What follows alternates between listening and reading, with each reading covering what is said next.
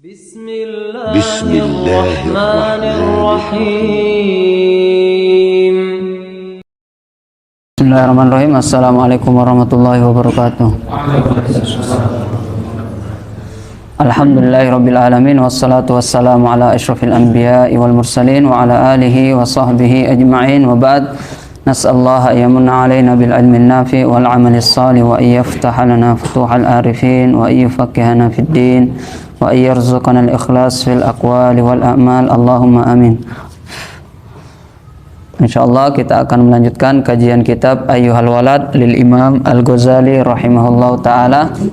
Sudah sampai pada pembahasan halaman 31. Ini sampai mana ini pekan lalu? Yang itu sudah semua ya? Yang itu sudah. Nah, berarti sekarang yang halaman 32. Sekarang halaman 32 kan? Jadi, halaman 32 ini sebenarnya contoh dari halaman 31. Nah, jadi kita baca dulu 31 sambil murojaah. Bismillahirrahmanirrahim. Qala al-musannif rahimahullahu ta'ala wa nafa'ana bihi wa bi'ulumi fid dharaini. Ayyuhal walad, wahai ananda, la takun minal a'mali muflisan. Nah, ini sudah dibahas pekan lalu bahwasanya jangan sampai amalan yang kita lakukan itu ya diambil oleh orang lain, dan jangan sampai maksiat atau dosa yang dilakukan oleh orang lain berpindah kepada kita. Jadi dari dua arah. Dari dua arah. Boleh jadi kita tidak melakukan maksiat, tidak melakukan dosa zina, tapi orang itu mendapatkan dosa zina. Kenapa? Karena dia menggibah pezina. Ya, boleh jadi orang tidak minum khamar tapi dia mendapatkan dosa khamar. Karena apa? Dia mencela, menggibah, menggunjing orang yang minum khamar. Dia menzalimi orang yang minum khamar. Makanya dosa orang yang minum khamar pindah kepada orang yang mencela, orang yang menghina. Jadi berbahaya sekali, ya. Berbahaya sekali. Maka amalan ini tidak boleh ya diambil orang. Jadi selain fokus beramal, kita juga harus fokus untuk menjaga amalan kita ya, supaya tidak diambil oleh orang lain. Dan kita sudah sebutkan pekan lalu bahwasanya sesuatu yang paling mengerikan adalah ketika di hari pembalasan satupun pahala kita tidak bisa kita serahkan kepada orang yang kita cintai, kepada ibu kita, kepada istri kita, kepada anak-anak kita, malah justru diberikan kepada musuh kita, orang yang kita benci selama di dunia. Ya, karena kita benci orang itu, maka kita gibahi, maka kita cela dia, maka kita hina dia, maka kita zalimi dia. Ketika kita menzalimi orang yang kita benci itu, maka ketika itu dosa-dosa kita ya, atau dosa-dosa dia, kita akan mengambilnya, dan pahala-pahala kita bisa diambil oleh mereka yang kita benci. Nah, kemudian yang kedua, wala minal ahwali khalian. Nah, ini juga kita sudah jelaskan apa yang dimaksud dengan ahwal. Nah, murojaah, apa yang dimaksud dengan ahwal? Ahwal di sini adalah kondisi orang soleh di saat dia beribadah. Jadi bagaimana kondisi orang yang soleh ketika beribadah? Mereka beribadah itu dengan menikmati ibadahnya. Mereka beribadah itu di saat mereka sholat, mereka menghadirkan hatinya. Di saat mereka majelis ilmu, mereka hatinya juga ikut hadir. Di saat mereka berdoa, hatinya juga ikut hadir. Di saat dia berzikir, maka dia akan mendapatkan ketenangan. Dan di saat dia mendengarkan nama Allah disebutkan, innamal mu'minuna idza dzukirallahu wajilat qulubuhum. Hatinya itu ya takut, bertambah takutnya, khasyahnya kepada Allah Subhanahu wa taala. Wa idza tuliyat alaihim ayatuhu zadathum imana. Ketika mendengarkan ayat suci dibacakan, maka bertambah imannya. Nah, itulah kondisi atau keadaan orang yang beriman. Maka jangan sampai kita kosong dari ya yang keadaan orang-orang yang soleh di saat mereka mengamalkan ya ibadah. Ya, maka jangan sampai kita bermajelis tapi hati kita tidak hadir. Jangan sampai kita sholat tapi hati kita tidak hadir. Karena pahala sholat itu bergantung daripada apa yang kita tadabburi, berdasarkan tadabbur kita, sebagaimana yang disebutkan di dalam hadis. Yang kita dapatkan hanyalah ma'aqala minha, yaitu apa yang kita tadabburi makna-maknanya. Nah, apa yang kita di saat beribadah itu hati kita hadir. Bahkan doa, innallaha la yaqbalu doa min qalbin ghafilin lahin. Allah Subhanahu wa taala fima ma'nal hadis tidak akan menerima doa orang yang ketika dia berdoa tetapi hatinya tidak ikut hadir. Jadi hanya amin, amin, amin. Tapi ya hatinya tidak ikut berdoa. Jadi ketika berdoa usahakan hati tetap hadir. Di saat ibadah apapun hati tetap hadir. Itu yang dimaksud dengan wala minal ahwali khalian. Makanya jangan sampai ibadah ini hilang rasa nikmatnya. Jadi iman itu ada rasanya, keimanan itu ada rasanya. Dan orang itu tidak bakalan bisa merasakan nikmatnya iman kecuali hatinya hadir mentadabburi ibadah-ibadah yang dilakukan. Nah, kemudian di sini dikatakan, ini sudah kita bahas pekan lalu. Kemudian sekarang yang akan kita bahas selanjutnya, watayakon, dan yakinilah annal ilmal mujarrad, bahwasanya ilmu saja atau ilmu tanpa amal la ya'khudhu bil yadi, bahwasanya ilmu yang tidak diamalkan tidak akan menolong pemiliknya, ya, tidak akan memberikan manfaat kepada orang yang mempunyai ilmu tersebut. Nah, di sini diberikan contoh, ya, diberikan contoh oleh Al-Imam Ghazali, misaluhu, contohnya, ini di halaman 32.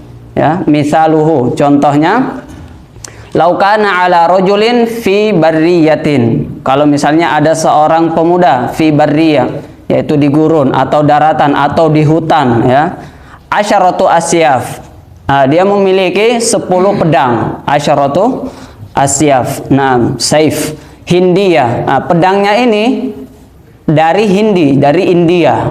Jadi pedangnya ini sangat tajam, ya, made in India. Ma aslihatin ukhra. Nah, dan tidak hanya mempunyai 10 pedang yang tajam, tapi juga dibekali dengan peralatan-peralatan atau senjata-senjata yang lainnya. Ada tombaknya, ya, ada panahnya, dan ada senjata-senjata yang lainnya.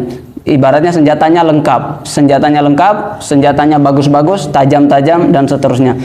Wa kana rajulu syuja'an, dan orang yang memiliki pedang ini dan senjata-senjata yang lengkap ini syuja'an, pemberani.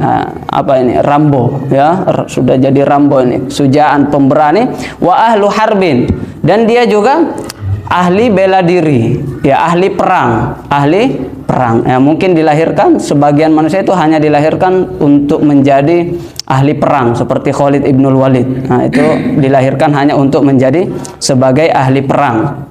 Nah, jago tempur, jago bela diri. Nah, jadi sudah dibayangkan di hutan dia mempunyai peralatan yang lengkap, pedang yang lengkap, nah, yang tajam. Kemudian dia juga bukan orang yang penakut, dia orang pemberani, dia juga jago bela diri. Fahumila alaihi asad. Tiba-tiba asadun azim, mahibun. Kemudian bagaimana kalau kemudian datang seekor singa yang besar, ya, bertubuh besar.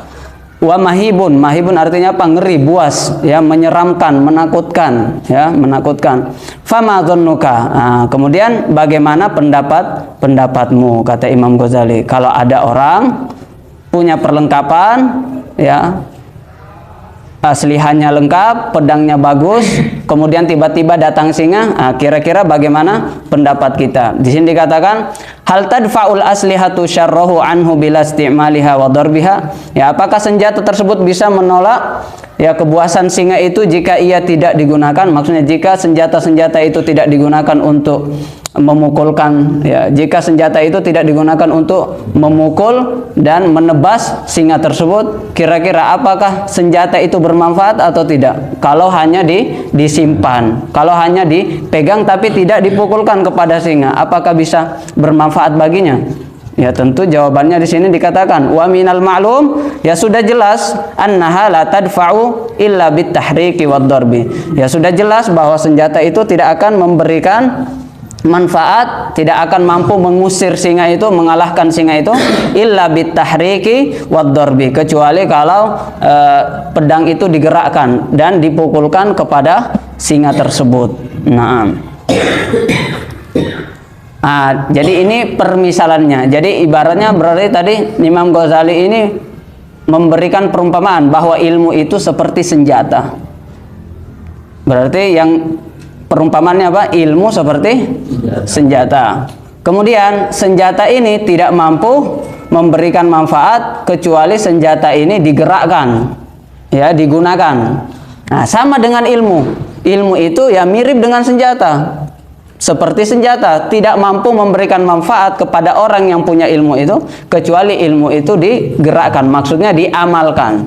Maksudnya diamalkan. Maka dikatakan di sini fakadza. Nah, maka demikian pula lau qara'a rajulun mi'ata alfi mas'alah. Kalau seandainya seorang pemuda membaca mi'a alfi, berapa itu mi'ah? 100.000 masalah. Maksudnya ya dia sudah menguasai banyak masalah, ribuan, ratusan ribu masalah. Nah, ilmiah, ya, ilmiah. Dia masya Allah intelektual. Wa ta'allama, kemudian dia mempelajarinya, membacanya, mempelajarinya.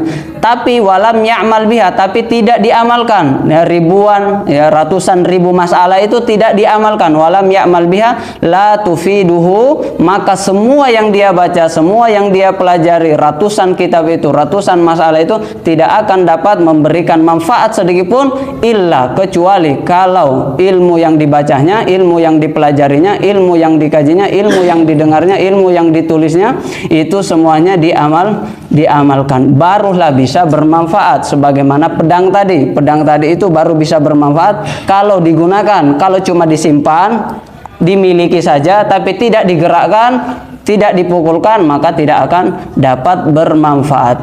Maka pedang ini bisa melindungi seseorang tadi dari buasnya singa dan hewan-hewan yang lainnya, gangguan dari luar. Itu kalau pedang ini digunakan, ya kan? Nah, sekarang singa ini ibaratnya siapa singa ini?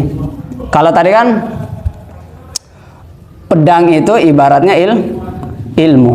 Amal itu ibaratnya menggerakkan pedang itu. Nah, itu ibaratnya amal. Singa ini siapa? Singa ini adalah bahaya yang ada di sekitar kita. Bahaya apa? Ya bahaya banyak. Yang pertama adalah musuh kita. Siapa itu musuh kita? Adu mubin, adalah setan. Setan ini adalah musuh kita. Ibaratnya dia singa. Bagaimana kita mampu melawan setan itu kalau ilmunya tidak diamalkan? Kalau pedangnya tadi tidak digunakan, maka musuh setan ini, kata setan, la'aqudanna lahum siratal mustaqim. Jadi dalam Al-Quran itu setan sudah mengatakan, saya akan bersungguh-sungguh, ya, saya akan mengerahkan seluruh tenaga saya untuk supaya mencegah, menghalangi seluruh umat manusia Bani Adam dari jalan yang lurus. Maksudnya dari jalan yang benar, dari Islam, dari surga. Mereka tidak mau sendiri di neraka, maka mereka mencari teman. Apa yang mereka usahakan? Summala'atiyannahum, saya akan mendatangi mereka, min baini aidihim, dari depan mereka. Kalau saya tidak sukses membujuk mereka, menghasut mereka, memberikan waswas, menghalangi jalan mereka dari surga, maka saya akan min khalfihim, saya akan datang, saya tidak akan menyerah, saya akan datang dari belakang. Saya tidak sukses katanya, saya pun gagal dari belakang. Maka mereka mengatakan, saya temukan, la'atiyannahum wa an aimanihim, saya akan datangi mereka dari sebelah kanan. Saya tidak sukses dari sebelah kanan. Wa an syama'ilihim, saya akan datangi mereka dari sebelah kiri. Artinya apa? Dari segala penjuru, setan itu akan datang untuk menghalangi jalan kita untuk menuju siratal mustaqim. Yang kita minta setiap hari dalam sholat kita, ihdinas siratal mustaqim, yaitu siratal ladzina an'amta alaihim, jalan para nabi. Ulaikal ladzina an'amallahu alaihim minan nabiyyina was-siddiqina wasyuhada was-shalihin. Jalan itulah yang kita tempuh. Tapi mereka, setan itu tidak bakalan ridho kita berjalan di jalan para nabi, di jalan para siddiqin, di jalan para syuhada, dan di jalan para sholihin. Maka mereka akan menghalangi kita. Nah, ini namanya syaitan, aduwwum mubin. Dari awal sampai hari kiamat mereka tidak akan berhenti untuk menghasut kita. Itu adalah syaitan. Bahaya atau tidak syaitan ini? Bahaya, ya kan? Bahaya. Nah, bosnya siapa? Iblis. Jadi bosnya setan ini siapa? Iblis. Iblis ini sebenarnya dulu dari jin. iblis ini, jadi ada malaikat, ada jin. Nah, jadi jin itu diciptakan sebelum manusia. Ada jin yang baik, namanya iblis. Dulu ya, dulu. Ini dulu, kabar dulu. Jin ada yang baik, namanya iblis. Karena dia baik, maka diangkat derajat iblis. Sederajat dengan malaikat. Ya. Kana minal jinni fafasaqa an amri rabbi. Nah, jadi iblis itu dari jin, tapi karena dia bagus, beribadah luar biasa, patuh, akhirnya jin iblis ini naik derajat, diangkatlah ke surga bersama para malaikat. Wah, ini makhluk yang bisa dikatakan mulia, ya, yang paling mulia itu adalah iblis. Setelah itu barulah diciptakan Adam. Nah, jadi Adam ini junior diciptakan, tiba-tiba diajarkan wa 'allama Adamal asma'a, diajarkan semua ilmu-ilmu diajarkan kepada Nabi Adam. Kemudian setelah itu, wahai para malaikat, wa id qulna lil malaikati isjudu li Adama, wahai para malaikat bersujudlah kepada Nabi Adam. Malaikat tidak tahu membangkang, kalau disuruh sujud ya sujud seperti itu. La ya'sunallaha ma amarahum wa yaf'aluna ma yu'marun, tidak pernah ya mendurhakai perintah Allah, tidak pernah melanggar perintah Allah, maka disuruh sujud sama Adam, ya langsung sujud, tidak pikir panjang. Malaikat sujud, tapi iblis tidak mau sujud. Disinilah permulaannya. Akhirnya dia ya marah, dicap sebagai penghuni neraka. Akhirnya mereka tidak ridho kalau mereka saja yang masuk neraka. Mereka minta izin, ya kan? Saya, ya Allah, panjangkan umurku sampai hari kiamat. Saya ingin menghalangi Bani Adam ini dari surga. Saya tidak ridho sendiri, katanya. Jadi mereka itu cari teman, ya, iblis dan konco-konconya setan itu ya cari teman. Maka mereka dari depan, dari belakang, dari kanan, semuanya ditempuh. Tetapi ternyata ya musuh kita bukan hanya setan, ada lagi singa-singa yang lainnya, musuh-musuh yang lainnya. Apa itu?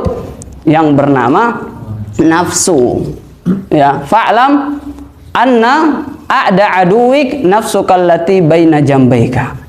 Ketahuilah bahwasanya musuh yang paling besar, bahkan sebagian ulama mengatakan lebih besar 70 kali lipat dari musuh setan. Kalau setan tadi kan tidak berputus asa. Ada yang lebih besar 70 kali lipat daripada hasutan setan. Apa itu? Hawa nafsu. Alati baina jambaika, yang ada di dalam diri kita. Setan itu ya setan, meskipun dia dari depan kita auzubillahi minasyaitonirrajim, ya lari dia. Ya kan? Tapi kalau musuhnya ada di dalam diri kita, bagaimana cara melawannya? Ada di dalam diri kita. Coba bayangkan kalau ada ular, ya. Ular di depan kita, bagaimana cara supaya kita selamat dari ular yang di depan? Ya lari ke belakang, ya kan? Jangan lari ke depan. Kalau ada di kanan, ya kita ke kiri. Kalau ularnya di kiri, kita ke kanan. Kalau ularnya di belakang, kita lari ke depan. Berarti meskipun dia ada, tapi ya paling tidak kita tahu bagaimana caranya lari. Tapi coba bayangkan kalau ularnya di dalam baju kita. Mau lari kemana? Lari ke depan, ularnya ikut. Ya kan? Lari ke depan, kanan, kiri, belakang, mau salto pun ya ularnya tetap ada di dalam baju kita. Maksudnya apa? Ya kita mau lari kemana gitu. Ya, makanya dia lebih berbahaya karena dia berada di dalam diri kita. Nah, maka ketika selesai perang Badar, pedang masih belum bersih dari darah, masih penuh dengan darah, para sahabat masih terluka, ya masih menetes darah dari sebagian jasad para sahabat. Ketika itu Rasulullah mengatakan, ya sekarang kita pulang dari perang kecil untuk menghadapi perang besar. Para sahabat kaget, perang apa ini? Ini belum sembuh, ini masih menetes darah-darah ini. Ya kata Nabi, ya perang besar itu adalah perang melawan hawa nafsu. Nah, berarti lebih besar dari perang Badar. Kalau perang Badar itu musuhnya nampak itu, ya bisa ditebas. Tapi kalau hawa nafsu, bagaimana cara melawannya? Inilah perang yang sesungguhnya, yaitu perang melawan hawa nafsu. Maka dikatakan a'da aduwik, musuh yang paling berbahaya adalah nafsu, bahkan lebih berbahaya dari syaitan, yaitu hawa nafsu. Maka al-kayyisu mandana nafsahu.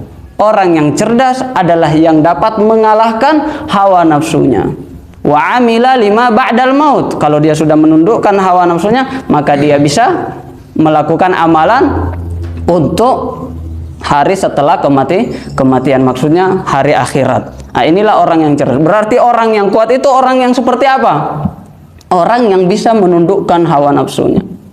Wa amma man khafa maqama rabbih wa nahan nafsa 'anil hawa, apa balasannya? Fa innal jannata hiyal ma'wa. Ya kan? Nah, siapa yang takut kepada Allah kemudian dia mampu mengalahkan hawa nafsunya, mengontrol hawa nafsunya, maka balasannya adalah fa innal jannata hiyal ma'wa. Maka jannah, ya surga tempat kembalinya. Maka dia akan mendapatkan surga. Tetapi orang yang tidak mampu menundukkan hawa nafsunya, maka ini hati-hati, ya. Hati-hati. Dikatakan dalam surah Al-Kahfi, wala tuti' man aghfalna qalbahu an dzikrina wattaba'a hawahu wa kana amruhu furuta. Ya, baca Al-Kahfi kan setiap Jumat. Nanti ada itu ayatnya. Wala tuti' man aghfalna. Janganlah kalian taati. Siapa itu? Aghfalna qalbahu, yang kami lalaikan hatinya, wala tuti' man aghfalna qalbahu an zikrina. Nah, yang hatinya itu lalai dari mengingat Allah. Wattaba'a hawahu. Oh, ternyata orang itu mengikuti hawa nafsunya. Ternyata sebabnya kenapa? Karena dia aghfalna an zikrina, karena dia lalai mengingat Allah. Berarti kalau kita mau selamat ini, di antara obatnya, ya, caranya untuk melawan hawa nafsu adalah bagaimana kita senantiasa mengingat Allah Subhanahu wa taala. Karena kapan orang itu lalai mengingat Allah, maka dia akan mengikuti hawa nafsunya. Berarti lawannya, kalau kita mengingat Allah, berarti insya Allah kita akan bisa mengendalikan hawa nafsu kita. Terus jawabannya apa? Wa kana amruhu furuta. Dan kalau dia sudah melupakan Allah, tidak pernah mengingat Allah, apa akibatnya? Dia akan mengikuti hawa nafsunya. Kalau dia mengikuti hawa nafsunya, maka amruhu, seluruh urusannya di dunia maupun di akhirat akan menjadi furuta. Apa itu furuta? Sia-sia. Apa itu furuta? Hancur, berantakan, semua urusannya berantakan. Siapa itu? Orang yang mengikuti hawa nafsunya. Tapi orang yang mengikuti hawa nafsunya itu dari mana? Karena dia tidak mengingat Allah Subhanahu wa taala. Jadi kesimpulannya, kalau urusan kita mau baik, nah, jadi kesimpulan dari semua ini bahwasanya ternyata itu seperti yang pernah kita pelajari juga di hadis arba'in, bahwasanya kebaikan itu, albirru itu, ya, husnul khuluq wa matma'annat ilaihil qalb. Yani kebaikan itu adalah ketika seseorang itu melakukan kebaikan itu, maka dia akan menjadikan hatinya tumaknina. Apa itu tumaknina? Tenang, ya, tenang. Kemudian lawannya wal ismu mahaka fi sadrik. Adapun dosa itu, maksiat itu adalah sesuatu yang mengganjal di dalam hati. Dari hadis ini, ya, kita bisa mengambil kesimpulan bahwasanya ternyata kebahagiaan itu, satu-satunya jalan untuk menuju kebahagiaan itu adalah ketenangan. Dengan kata lain, bahwa syarat untuk bahagia adalah tenang. Kalau sudah tenang, insya Allah bahagia. Tapi tidak ada orang bahagia kecuali dia mendapatkan ketenangan. Berarti yang mau kita kejar ini ketenangan hati. Matma'annat ilaihil qalb. Bukan yang mengganjal di hati. Tetapi banyak orang yang maksiat kelihatannya bahagia, itu luarnya saja. Karena maksiat itu sifatnya mengganjal di hati. Meskipun dia masuk, ya, joget-joget, minum-minuman keras, kelihatannya bahagia, ya. Atau ada mungkin, ya, mohon maaf, orang selingkuh di sana, kelihatannya aja bahagia, tapi itu tidak tenang. Itu tidak tenang. Judi, ya, tidak tenang. Semuanya tidak tenang. Semua maksiat itu tidak menenangkan. Boleh jadi yang nikmat itu hanya zohirnya, hanya jasadnya, luarnya, dan itu fana, dan itu sementara. Kebahagiaan yang sifatnya apa? Sementara kebahagiaan yang hakiki adalah kebahagiaan hati. Nah, hati ini adalah rajanya. Kalau rajanya sudah bahagia, maka yang luar juga akan bahagia. Maka yang luar juga akan bahagia. Tapi kalau hatinya ini ada mengganjal, meskipun yang luar ini nikmat, minum khamar dan seterusnya, bermaksiat, maka tidak akan nikmat. Maka kenikmatan jasad ini akan kalah dengan kenikmatan yang ada di dalam hati. Dengan kata lain, orang taat akan mengantarkan kepada ketenangan. Ketenangan inilah arti daripada kebahagiaan. Maka kalau mau cari bahagia, tidak dengan harta, tidak dengan jabatan. Nah, harta itu hanya ketenangan luar, bukan ketenangan hati. Ya kan, ketenangan hati itu taat. Kecuali kalau hartanya digunakan kepada ketaatan, nanti akan menenangkan, seperti itu. Jabatannya ya bukan hanya sekedar jabatan. Kalau jabatannya digunakan untuk ketaatan, barulah jabatan itu menghadirkan ketenangan. Ketenangan itulah yang artinya kebahagiaan. Tapi banyak orang salah mengartikan kebahagiaan. Akhirnya apa? Dia mengorbankan ketenangannya untuk mencari harta. Dengan tujuan apa? Untuk bahagia. Akhirnya diambillah yang haram. Ya kan? Diambillah yang haram. Ini tidak paham. Ini tidak paham. Karena salah memahami konsep. Padahal konsep kita sudah jelas. Bahwa kalau mau bahagia, taat. Apa contohnya? Ya sama seperti kalau misalnya orang mendapatkan nikmat. Berarti kita diperintahkan apa? Untuk bersyukur. Syukur itu taat. Taat itu mendatangkan ketenangan. Orang diberikan musibah, penyakit, banyak utang dan seterusnya. Dia bersabar. Sabar itu taat atau maksiat? Sabar itu taat. Maka sabar juga menenangkan. Maka seorang beriman itu semua urusannya tenang sebenarnya. Mau dia mendapatkan kebaikan, dia syukur, syukur itu taat, taat itu tenang, tenang itu kebahagiaan. Dia mendapatkan masalah, ya, dia bersabar, sabar itu juga taat, taat itu mengantarkan kepada ketenangan hati. Ketenangan hati itulah yang dinamakan dengan kebahagiaan. Maka dikatakan ajaban li amril mukmin, sungguh aneh, sungguh takjub, ya, urusan orang mukmin. Semua urusannya itu baik. Semua baik, semuanya bahagia. Makanya tidak usah heran melihat Bilal, meskipun jasadnya sakit, tapi hatinya tenang. Akhirnya bahagia. Iya kan? Bahagia. Orang sakit tapi bisa tersenyum. Orang sakit tapi masih bisa bersyukur. Semuanya dengan kata-kata alhamdulillah. Karena dia mengetahui syukur ya taat, sabar ya taat. Taat itu mengantarkan kepada ketenangan. Nah, kalau sudah sampai ke derajat seperti ini, berarti inilah yang mereka amalkan para sahabat. Mereka berperang, mereka ditebas, ya tidak peduli, sudah. Yang penting saya taat, yang penting saya taat. Jangan maksiat. Maksiat itu menjadikan hati kita tidak tenang. Senyaman apapun jasad yang di luar ini, lidah kita kalau makanan haram misalnya, senyaman apapun makanan itu, tapi itu tidak lama. Karena hati di dalam menolak. Hati menolak. Hati nurani kita menolak. Kalau hati kita tidak tenang, semuanya ikut tidak tenang. Itulah yang dikatakan idza sholahat sholahal jasadu kullu wa idza fasadat fasadal jasadu kullu. Ya sama. Kalau hatinya bahagia, semuanya ikut bahagia. Ya kan? Kalau hatinya tidak bahagia, semua tidak bahagia. Jadi ini kesimpulannya. Makanya dikatakan ala bidzikrillahi tatmainnul qulub. Ketenangan hati itu ternyata dari mana tadi? Mengingat Allah. Dengan mengingat Allah, seseorang itu bisa lolos daripada hawa nafsu itu. Karena orang mengikuti hawa nafsu itu karena lalai dari mengingat Allah. Wala tuti man aghfalna qalbahu an dzikrina wattaba'a hawahu wa kana amruhu furuta. Ada juga musuh yang lain. Musuh dari luar lagi, namanya apa? Orang-orang kafir. Orang-orang kafir ini juga musuh. Walan tarda ankal yahudu walan nasara hatta tattabi'a millatahum. Mereka tidak bakalan ridho. La tattabi'anna sunana man kana qablakum. Meskipun mereka masuk ke lubang biawak, maka kita pun akan masuk ke lubang itu di akhir zaman itu. Artinya apa? orang-orang kafir, orang-orang Nasrani, orang-orang Yahudi, Belanda sana, Portugis, ya, Amerika Serikat, tidak usah musuh-musuh itu datang ke Indonesia.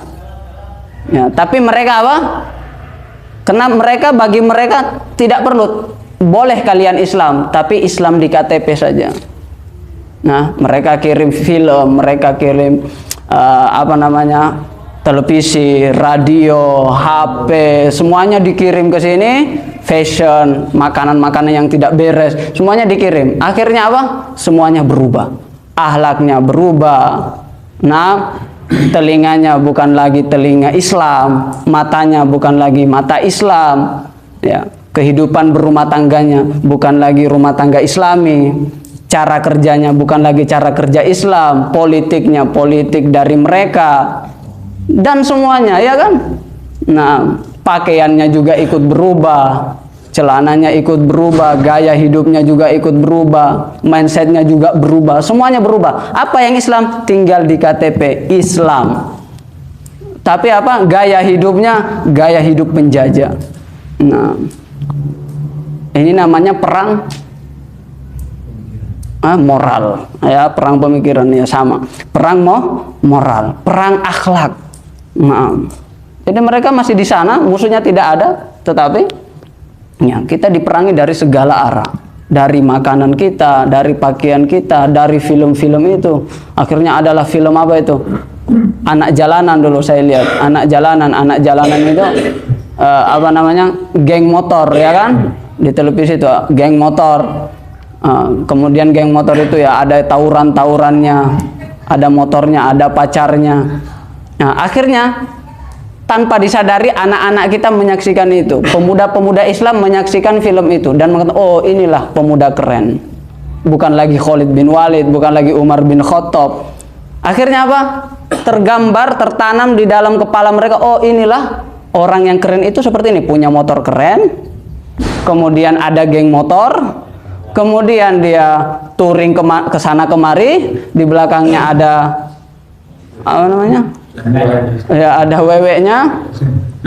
Kemudian nanti satu diganggu, nanti tawuran. Ini kan yang terjadi, yang terkadang kita lihat lewat ke Tawangmangu itu. Oh, inilah saya pemuda keren. Bukan lagi pemuda keren itu yang hafal Quran, bukan lagi pemuda keren itu yang rajin ke masjid, tapi apa? Yang punya motor keren, yang HP-nya ada bobanya, yang ya semuanya seperti itu. Kenapa? Dari mana coba melihat itu? Ya dari televisi. Coba kalau yang digambarkan di situ Khalid bin Walid, Umar bin Khattab. Oh, ini pemuda keren. Tapi kita kan jauh dari itu, jauh dari kisah-kisah itu. Ya kita, ya yang penting anak saya aman, nonton, ya terserah nonton apa. Padahal ternyata di situ banyak racunnya. Banyak racunnya. Ya pakai aja, anak-anak kecil ya nonton YouTube, terserah nonton. Tanpa kita sadari, dari situlah terbentuk karakter anak-anak kita. Apa yang dia nonton, disitulah terbentuk. Ya, di situ mungkin ada film, ya kartun aja, ya kartun, tapi coba lihat isinya. Tidak sopan lagi, akhirnya anak-anak kita tidak sopan. Akhirnya anak-anak kita tidak mau dengar perkataan orang tuanya. Akhirnya ya sudah hancur. Kenapa? Ya, karena yang menjadi idolanya itu ya film-film dari luar, film-film dari luar. Bukan lagi apa? Kisah-kisah para sahabat. Coba kalau kisah-kisahnya seperti Uwais bin Al-Qarni. Akhirnya oh, anak yang keren itu seperti Uwais Al-Qarni. Ya, dia tidak dikenal di dunia tapi terkenal di akhirat. Akhirnya dia berusaha. Apa yang dilakukan Uwais Al-Qarni? Dia berbakti sama ibunya. Dia menggendong ibunya keliling Ka'bah. Nah, itu yang harusnya hadir. Ya, cerita-cerita seperti itu. Kita maunya anak kita berbakti, ya, tetapi kita biarkan, tidak mau dididik. Yang penting aman. Kasih HP, beli kota, selesai, aman, selesai. Ternyata disitulah dia nonton 3 jam sehari, 4 jam sehari, 5 jam sehari. Tercucilah otaknya, terbentuklah karakter dia menjadi apa? Gen Z. Apa? Bukan lagi Gen Z nanti ini. Ya. Baru dibentak dikit, baru dapat masalah langsung nangis. Ya, tidak siap mengemban amanah. Nah, ini banyak sekali masalah kemarin ini yang masuk di HP ini. Oh, ini anak tiba-tiba disuruh, enggak mau lah. Pokoknya aneh-aneh lah masalah. Kalau kita kok bisa anak-anak ini pemikirannya seperti itu. Nah, ya itu dari mana? Moralnya rusak, ya, moralnya rusak. Maka ya dijaga. Boleh nonton itu boleh, tapi jangan dibiarkan satu hari nonton. Apalagi hal-hal yang diharamkan. Anak-anak kita ini bahaya ini kalau dibiarkan. Akhirnya habis waktunya. Hidupnya di mana? Di dunia hayalan. Ya kan? Akhirnya tidak mampu berkomunikasi, sosialnya jadi menurun. Karena apa? Hidupnya yang jauh dari dekat, yang dekat jadi jauh. Nah ini tadi apa? Yang berkaitan dengan musuh. Jadi musuh kita ini banyak sekali, maka dibutuhkan amal. Maka dibutuhkan apa? Amal soleh. Jadi ada singa, tidak hanya cukup dengan pedang, tapi pedangnya ini harus dipukulkan, digerakkan, tidak hanya dibawa saja. Nah, sama seperti orang yang menuntut ilmu. Ilmunya jangan hanya dituntut, butuh diamalkan. Nah, kemudian di sini Imam Ghazali datang dengan contoh yang kedua. Kalau tadi contohnya tentang pedang, ya, dan singa. Sekarang contohnya di halaman ke-34. Iya benar tidak? Ya kan 34. Ini contoh yang kedua. Wa misaluhu aidon. Ya. Yang 33 sudah tadi kan? Sudah. Sekarang 34. Wa misaluhu aidon, contoh yang kedua masih sama dengan yang tadi. Laukana li rajulin hararatun wa maradun safrawi. Kalau seseorang itu menderita ya sakit kuning, safrawi. Ya mungkin dari kata-kata asfar. Asfar itu artinya kuning, ya, penyakit kuning. Hararatun itu ya panas, maksudnya demam, ya. Laukana li rajulin harara, demam, wa maradun safrawi, dan penyakit kuning. Yakunu ilajuhu, maka ya cara mengobatinya itu dengan bisakan jabin. Sakan jabin ini maksudnya cuka plus madu. Ya, cuka plus madu. Sikan jabin. Wal kashkab. Kashkab ini maksudnya apa? Biji gandum yang direndam atau air rendaman biji gandum. Air rendaman biji gandum itu yang dinamakan dengan kashkab. Pada intinya ini obatnya sikanjabin dan kashkab, obat untuk penyakit kuning, ibaratnya seperti itu. Fala yahsulul bur'u illa bisti'malihima, maka kesembuhan, tidak ada kesembuhan kecuali dengan meminum obat tersebut. Jadi ibaratnya obat itu adalah ilmu. Tapi kira-kira kalau ada obat, ya, bahkan dia mungkin apoteker, obatnya banyak misalnya, atau penjual obat, ada madunya, ada habatus saudanya, obat-obat banyak di rumahnya, penjual obat, tapi tidak pernah diminum, kira-kira bermanfaat bagi kesehatannya atau tidak? Ya tidak, ya sama dengan orang yang punya ilmu tapi tidak diamalkan, ya seperti orang yang punya obat tapi tidak diminum. Itu seperti perumpamaan yang tadi, punya pedang tapi tidak digunakan, punya obat tapi tidak diminum. Berarti sama dengan orang yang menuntut ilmu tapi tidak mau mengamalkan ilmunya. Nah, di sini di bawah, di sini ada ucapan dari bahasa Persia. Ini tidak tahu bacanya bagaimana nih. Ya kita baca aja. Bahasa Persia, bukan bahasa Arab. Yang karma itu. Karmadu hizar barbiyam, apa itu? Bima. Siapa yang bisa baca ini? Siapa orang Persia di sini? Karmadu hizar barbi bimai. Nah, gitu ya.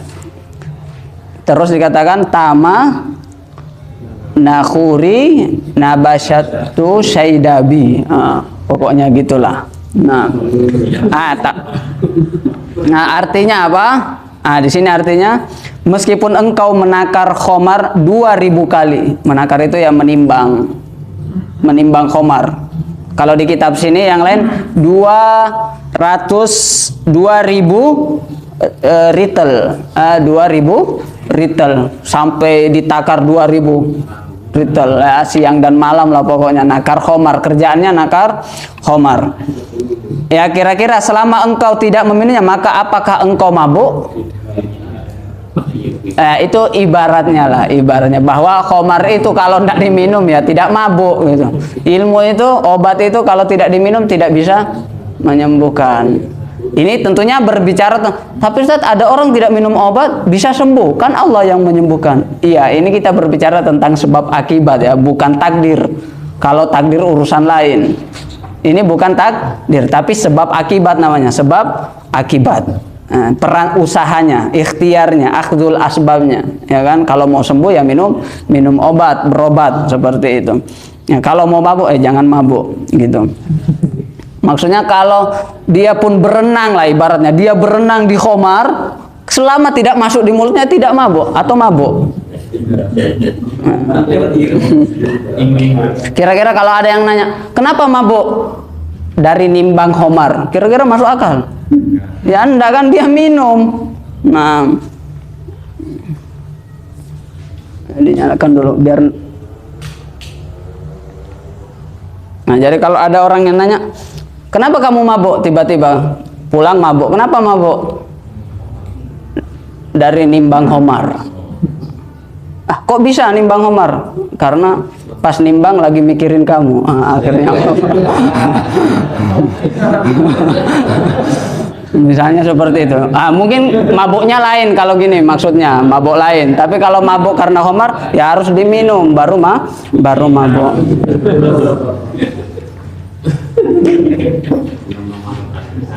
Ya ini sudah ini.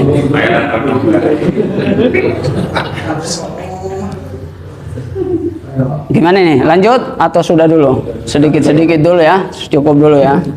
Nah, intinya ingat aja pedang sama singa, obat sama orang yang sakit ya, untuk mengobati penyakit. Nah, jadi intinya ya selalu kita ulang-ulang bahwasanya ya kita alhamdulillah diberikan kesempatan untuk bermajelis ilmu ini ya luar biasa ya kan.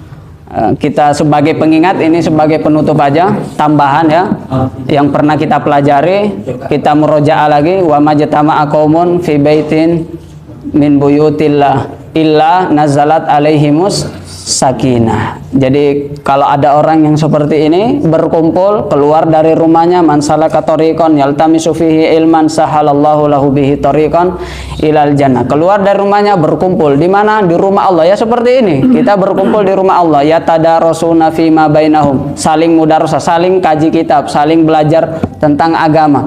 Apa? Di antara faidah yang pertama adalah nazalat alaihimus sakinah. Maka sakinah itu akan turun. Sakinah itu artinya apa? Ya sama yang tadi saya katakan. Sakinah itu artinya ketenangan. Ketenangan itu adalah kebahagiaan. Maka orang yang mau bahagia harus rajin-rajin majelis ilmu. Nah, karena sakinah itu didapatkan di dalam majelis ilmu. Kemudian yang kedua adalah wa ghasyiyat humur rahmah. Rahmat Allah akan meliputinya. Ya, kita sudah tahu bahwa kita masuk surga ini dengan rahmat Allah ya kan. Kita mau dapatkan rahmat Allah itu ada 100 bagian. Satu bagian dibagikan di dunia ini, 99 bagian akan disimpan di surga. Satu bagian inilah yang dibagi dari Nabi Adam ya, dari Nabi Adam sampai hari kiamat. Kasih sayang seorang ibu kepada anaknya, itulah yang dibagi-bagi. Dan Allah meletakkan ya kebanyakan rahmat kasih sayangnya itu di dunia ini yang dari 1% itu. Nah, itu di dalam majelis ilmu. Maka siapa yang menginginkan kasih sayang Allah Subhanahu wa taala, maka hendaknya dia rajin-rajin majelis ilmu. Supaya apa? Supaya disayangi dan dikasihi oleh Allah. Nah, ada yang mengatakan diberi itu bukan berarti tidak selalu berarti disayang. Tapi kalau orang yang disayang biasanya apa? Biasanya tidak juga ya. Biasanya diberi. Jadi ada orang yang diberi tapi tidak disayang. Apa contohnya? Firaun diberikan jabatan tapi tidak disayang. Ada diberikan harta seperti Qarun tapi tidak juga disayang. Ada yang diberikan nasab seperti Abu Lahab, tapi tidak disayang. Ada yang diberikan ilmu seperti Balaam, tapi tidak disayang. Mereka ini adalah orang yang diberi tapi tidak disayang.